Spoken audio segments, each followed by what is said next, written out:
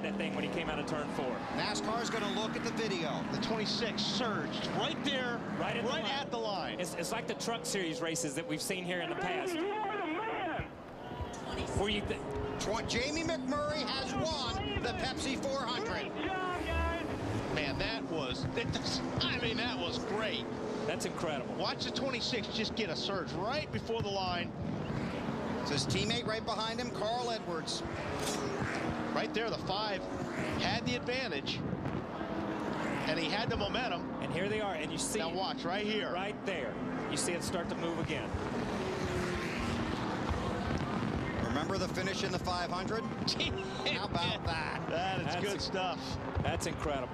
Jamie McMurray replaced Sterling Marlin after Sterling was injured in a crash. He won his 2nd career start, but has not had much success. He changed teams. He went to Roush. He's gone 166 races without a win until this moment just seconds ago.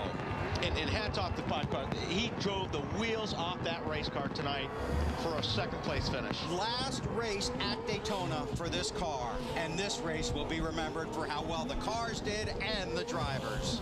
Hey, Wally and Bill, what I don't understand is about 200 or 300 yards before the start-finish line, Kurt Busch, Kyle Busch's brother, moved up against Carl Edwards, and I think that's where Kyle lost his push right before the finish line. Yeah, but hey, those guys aren't teammates, and Kurt Busch didn't come here to help Kyle Busch win. He came here to win himself, and when he was doing that, he was fighting for position. Absolutely.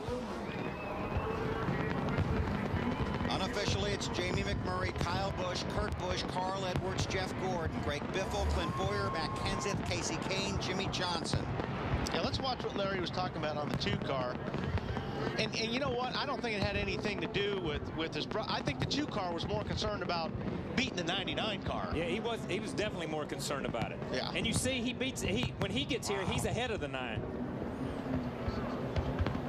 Ralph Shaheen. Well, I'm down here with Larry Carter. Larry, what an incredible night. You guys led, you had the penalty, and you got back to the lead, and now you're the winner. Can you put into words how this night has been sitting on top of that pit box?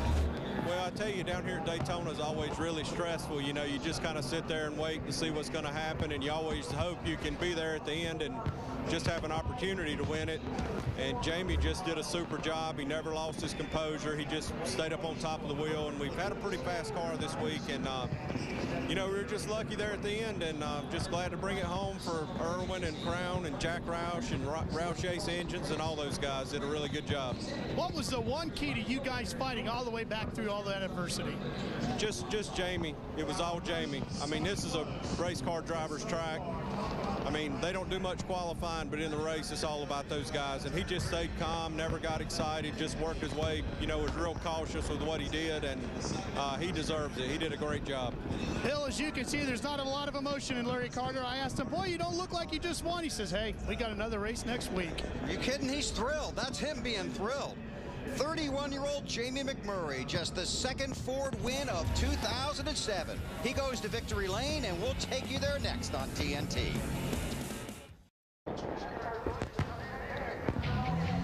TNT Sports is live at the Daytona International Speedway. Pepsi 400 at Daytona. Time for the Pepsi post-race show. Plenty of fireworks here at Daytona. You can go all the way back to the Daytona 500 in February. Kevin Harvick just edges Mark Martin. You know something? That's like a mile compared to what we just saw. This is just edges somebody right here. Yeah. This is 5/1000ths of a second. Jamie McMurray will always be known as a Daytona winner. He's in victory lane, and here's Marty Snyder.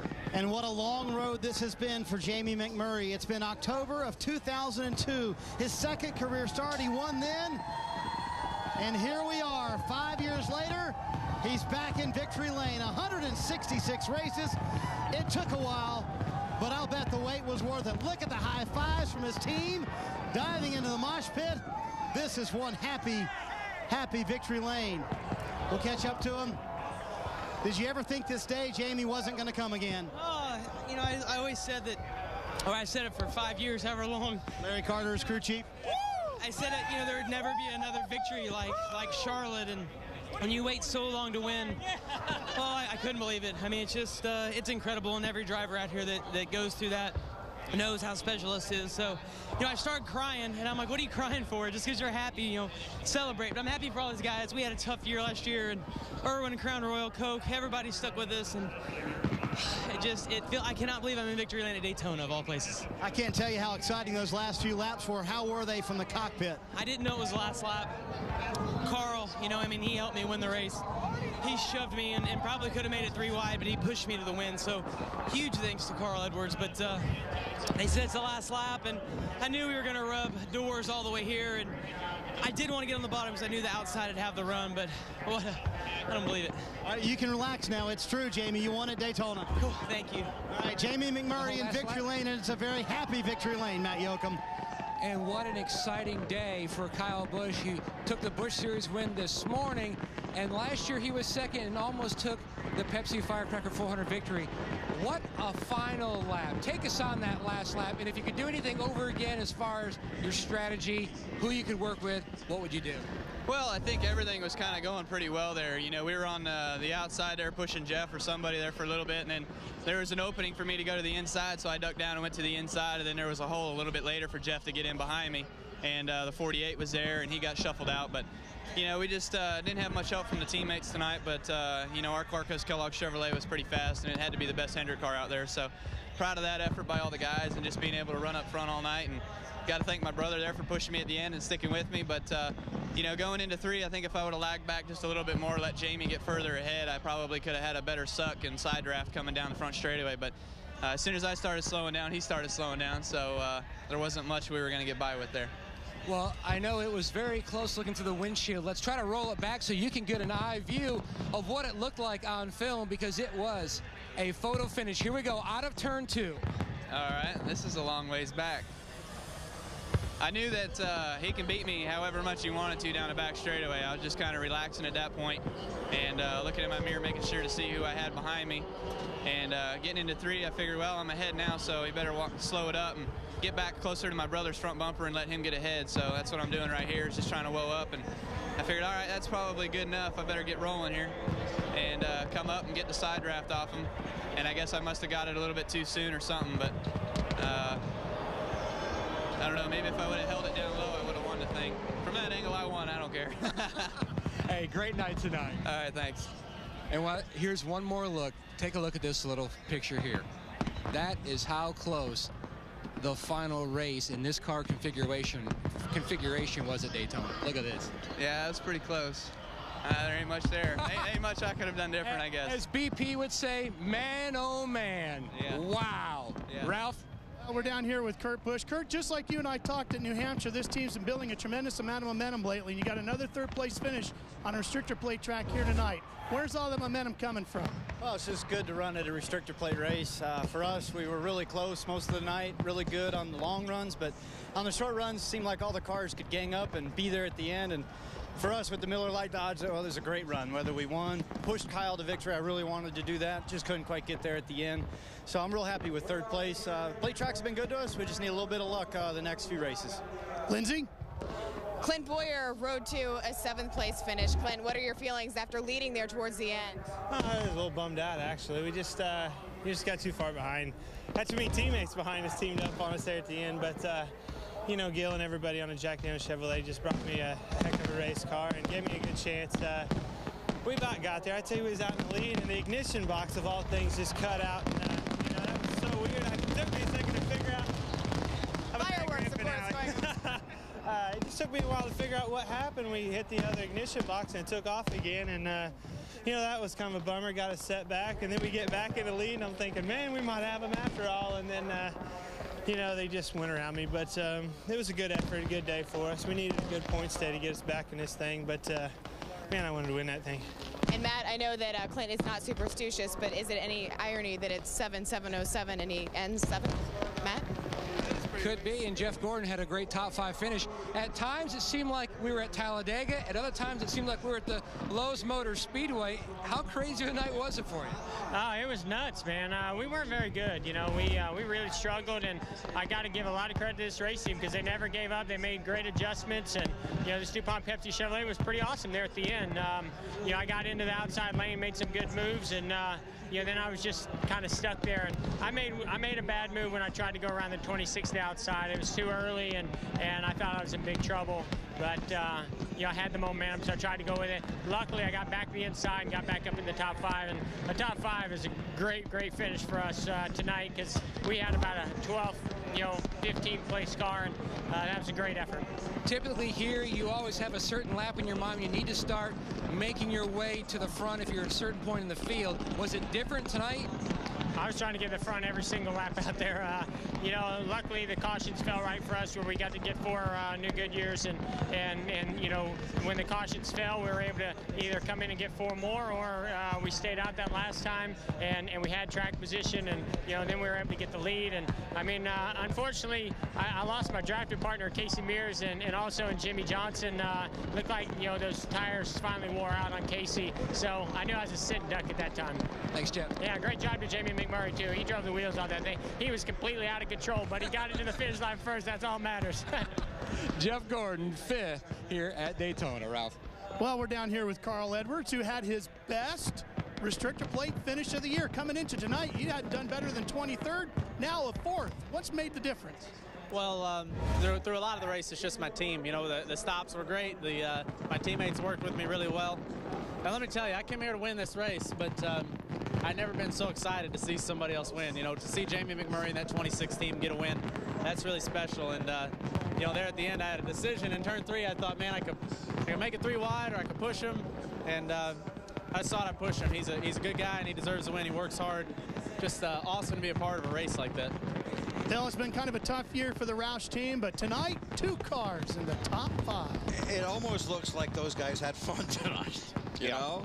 Well, now that it's over, they're having fun. Okay, got a couple things to sort through here. Jamie McMurray led early in this race, but watch here, he's going to go down left side tires below the yellow line. Got black flag for that. Had to make a pass-through penalty, and basically was a half a lap behind the pack. Caught a caution at the right time to stay on the lead lap. Then worked his way to the front, and then this is the finish. NASCAR began electronic scoring in 1993. Since that time, this ties for the 2nd closest finish since they began electronic scoring in 1993. It ties with an Earnhardt. Dale Earnhardt win over Ernie Irvan at Talladega in July of 1993. The closest finish was at Darlington in March of 2003. Ricky Craven beating another Busch, Kurt Busch. So Jamie McMurray in victory lane. So we certainly want to thank all of our sponsors that participated in our TNT wide open coverage. Ford, Nextel, Miller Lite, AutoZone, DirecTV, our friends at Goodyear, Larry Mack and those hardworking people at Subway Restaurants, the Principal Financial Group, Toyota, and Pepsi. Let's check in with Larry and Mark Fine. Yeah, Bill, I just got done wiping some more mustard off his face. Larry, let's talk. Definitely an eventful race tonight. No shortage of excitement. We know the winner was black flagged early in the race. He wasn't the only one with issues, though, but just because you had issues didn't mean you weren't going to obviously have a chance to compete. Well, I think those guys had to keep their focus. They had their cheerleader, their spotter, cheering them on, coax them. Hey, we've got a good race car. We can make it back. I think it's been documented about Jamie McMurray going out of bounds below the out-of-bounds line, having to do the drive-through penalty. We talked to Clint Boyer. Ignition box failure there right in the middle of the pack. He flips that back and gets back up to the front, leads that thing late in the race. Give a call to Casey Kane and Kenny Francis. That car, the 9 car for Evernham, pretty good crash there on lap 3. That kept fighting back, and who would ever believe this would only be his 2nd top 10 finishes? But I think, all in all, Mark, you've got to give a huge call to the Roush Fenway Group. This is a racetrack that Chevrolet has been normally the dominant manufacturer over the last 5 or 6 years. They've won 11 of the last 13 races. The Cat in the Hat, Roush Fenway, all 4 of their 5 cars up there in the top 7 or top 8. Yeah, 11 of the last 13 coming into this race, and 7 straight before Ford got the win today. Bill, back up to you guys. Thanks, you guys. Hope you enjoy the race. It was fun to watch and work with you. You saw the finish order on the ticker at the bottom of the screen. We're running the points for you now. Jeff Gordon now 277 over Denny Hamlin. Dale Earnhardt Jr. in 12th, but just 49 points ahead of Jamie McMurray. That's the final spot, obviously 12th, to get in the chase for the championship. This is why they sell tickets at Daytona and Talladega. Well, it's a different race than we see in the 500 in February, and I think it's a funner race to watch, Kyle. I mean, because, you know, these guys are working a lot harder. Their cars are sliding around. And, well, it obviously doesn't get much more exciting than the finish we had here tonight. Yeah, this had everything. This had, you know, a slick racetrack, so drivability was critical here, more so than the aero that we talk about all the time when we go to Daytona and Talladega. Pit strategy, whether it was 2, whether it was 4, whether it was pit, whether it was not pit, it didn't make any difference. And finally, it comes down to an 8 or 10 lap shootout, and it's some of the greatest race car drivers in the world. I've gained a lot more respect in the 6 weeks that I've worked up here with you guys for what these guys can do on a racetrack, because these guys are magic in a car. It's amazing to watch week in and week out, and especially at the restrictor plate tracks. Next week, it's NASCAR Next Cup Racing from Chicago. Join us next Sunday. Our coverage begins at 2:30 Eastern Time with NASCAR on TNT Live, followed by the Countdown to Green, and then the race from Chicago. Now, coming up next on TNT, it's a special encore presentation of 24 by 24, wide open with Jeff Gordon. But this broadcast team is not done. We're going to the internet. If you want more post-race coverage from here at Daytona, go to NASCAR.com for the Jack Daniels post-race show. Our entire TNT crew will meet you there in just a matter of seconds. We'll have more interviews and more race analysis. Hope you enjoyed our wide-open coverage from Daytona. Jamie McMurray will always be known as a Daytona winner. SeeIt.com.